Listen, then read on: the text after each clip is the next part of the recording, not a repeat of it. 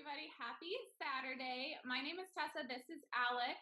And we actually met, when was Mommy Millionaire? In November? In November. Yeah, beginning of November. We went to the same conference over in California in Newport Beach. We went to Mommy Millionaire Live, and it was so incredible. It was so much fun.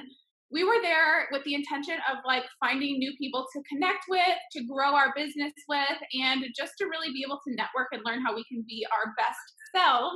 And we obviously connected right away. We totally felt like we had a lot in common and we had so much fun there together. So we decided to take it to the next step, and we wanted to jump on here and talk a little bit more about ourselves so that you guys can meet us. Yes, I love it. I love it. Okay, guys. So my name is Alex, or everybody knows me as Grind Babe because of my social media. But I actually started a weight loss journey on social media back in 2011. And so I used to be 200 pounds, and I lost 65 pounds within 10 months. And as I was doing that, I was, before it was like the cool thing to do to show your transformation. I was doing that. I was showing my transformation. And so with that, I actually built a network marketing team, which then transitioned into me opening up my own gym. And so I've been running my own women's facility gym for 5 years now. So I'm super excited because I love every one of my women that come through. And I also co-own and do all the marketing and business right now for my husband's company, which is a DJ and production company. So I have a couple of things going on right now, and it's crazy, but I love, love, love business and the business aspect. So when I met Tessa and Mommy Millionaire, I was like, yes, me and her have so many things in common, being multi-entrepreneurs. And so I was like, we got to stay connected.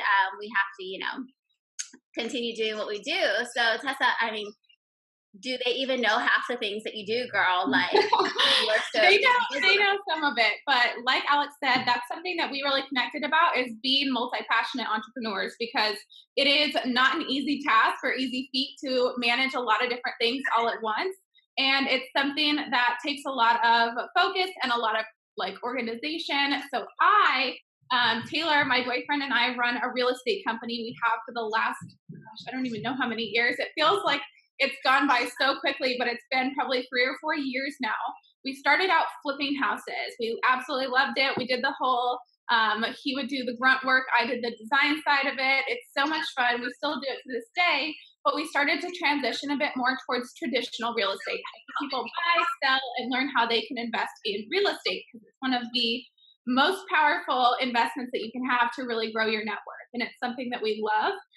So we started building our network, or our real estate company, and we have a team now of 6 agents that we're working with to help mentor them and show them how they can tackle real estate as well. On top of that, I do manage a network marketing team. I absolutely love it. I always had a passion for beauty, and I think that it relates a lot to feeling confident, feeling good about yourself. And so I wanted to be a part of something like that.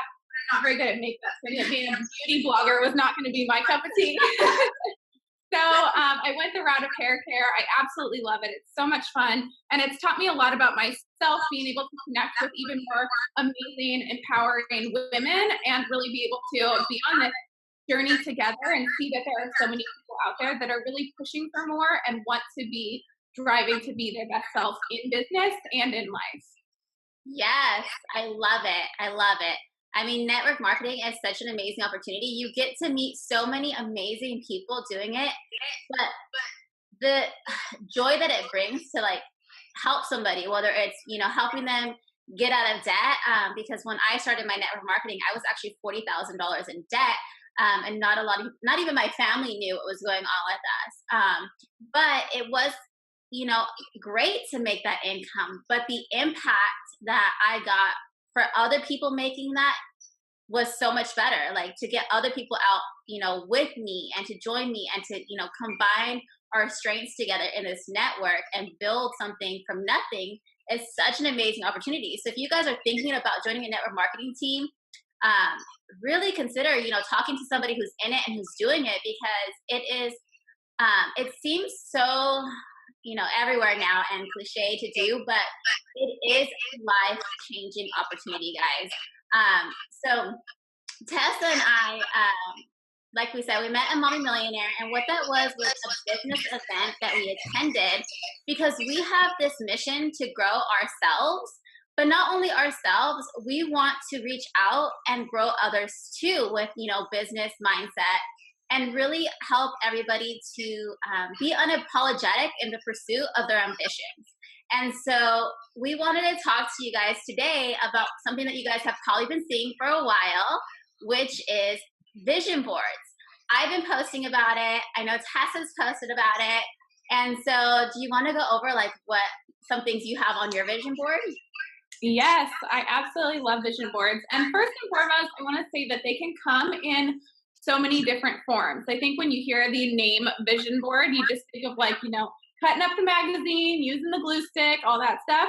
And though that can be a lot of fun, I think that a vision board is more than that. It's basically just putting your goals, your aspirations, and the things that you plan to accomplish down on paper somewhere, or at least somewhere that you can revisit it and have it as something like a tangible thing that you continue to look at and helps you stay focused on it. So when I'm making my vision board, the main thing I'm focusing on is connecting with my vision. Because I know that it's true, I forget what the exact quote is, but if you act as if it's already happening, it's much easier to help kind of manifest that, but also keep your actions on par with what you need to be doing to accomplish that. So I always like to make sure that I first sit down and just throw up the first things that come to mind, because most often your gut and your intuition knows and it knows what you should be doing, and it knows kind of the direction that your heart is pulling you. But a lot of times it's our minds that get in the way and kind of pull us back. It's our minds that allow those fears or those objections or those questions stand in the way from us actually accomplishing it. So my step one is to sort of word vomit all of my things onto paper, whether that is with pictures or text or anything like that. I even have a Pinterest board that I use. I'm a big Pinterest person. So I have a private Pinterest board that I have as my vision board. And every time I see something that aligns with either what I want to accomplish or it aligns with the lifestyle that I'm building for myself and those around me, I throw it onto my board, and it's something that I can add to throughout the year. But that's a great way to do it if you're more of a visual person. I also have a note in my phone / computer where I just literally write down the exact steps that I'm going to do to get there. And this year, we have some big, crazy goals of breaking $1 million, and I know I'm going to get there. I keep throwing it out into the world. I'm going to talk to anybody and everybody about it when I can, and we're going to do it. So I wrote down, I'm so excited to be making $1 million this year. I can't believe it. I'm so happy. And then I wrote down kind of the breakdown of where that's coming from. And of course, you have to be a little flexible. I'm a reformed perfectionist. I'm trying to recover a little bit, but I like to have a plan that I can continue to reference, even though I know things are going to change. It's not going to happen maybe exactly as I write it down, but that's definitely something for me. One of my vision board items was getting a real estate office, which we have a new office that we get the keys to on January 15th. So yay! Congrats, girl. Thank you. So that's something that we're tackling already. I've got my Instagram for real estate course relaunching here soon. We're going to fill that up with people who just got things going on. So I threw everything up on my vision board. I've got pictures that align with where I want to be and what I want in life. And we're just going to go after it and chase it. What are some of the things on yours? So first of all, I love the fact that you're talking about Pinterest, because when I first started doing vision boards, I used Pinterest as well, but unconsciously. I didn't realize I was doing it. It was just Pinterest was the thing to do, right? Yeah. So I was overweight at the time, and I was like, okay. I was looking at all the fitness things on Pinterest, and I pinned this one photo. And a lot of people don't know this, but this photo, I posted it actually today on my stories, but it was a woman wearing boxing gloves, and she had an amazing, amazing body. And so I decided that that was the body I wanted. So if you look at my before picture, I have boxing gloves on, and it was because I was imitating this photo. I was already in my mind unconsciously telling myself that this is what I look like, even though it wasn't what I looked like. And so I took my before photo, with just how she did in the sports bra and shorts and boxing gloves. And then it was about after I had hit the goal in 2014 of actually getting the exact, I mean, it was the exact body that she had. I went on Pinterest in 2015 and realized that I had hit my goal. I had actually manifested it into becoming my reality because I had already set it in my mind by pinning it on Pinterest. On my little comment in Pinterest, I said, "This is my body." And then I took the photo as if I was already her. And so I love the fact that you can use Pinterest because a lot of times we think, oh, I can't afford to go get material to make a vision board. Or, you know, I don't want to pay for an app to use to create a vision board, which, you know, I get it. So Pinterest is a great way to start creating that vision board for yourself. I this year actually used an app because I'm on my phone all the time. And so on an app, I put all my things in writing on what I want to achieve. And making $1 million income is one of them. And it sounds outrageous. Like, even when I say it, sometimes I'm like, oh my gosh, $1 million income, that's so crazy. But you know what? That's what a vision board is, right? Mm-hmm. It's like those crazy thoughts that we push down thinking that we can't achieve them needs to come into our reality and manifest it. And the way we do that is by putting it on a vision board and saying it out loud and acting as if we've already done it, you know? We've already achieved it. So I love the fact that you said, you know, I'm already saying that I am. Yeah. You are, you know what I'm saying? And that's how it should be when you create your vision board. You should go deep within you. No holes, no bars, like let it all out. Like, what do you see yourself doing, looking like, living like? And then put it in writing in a journal. Do the clips with the magazines, do the Pinterest, whatever type of board you want to create for yourself, do it. But the fact is that you need to do it, right? Mm-hmm. How many times do you hear like, that's amazing?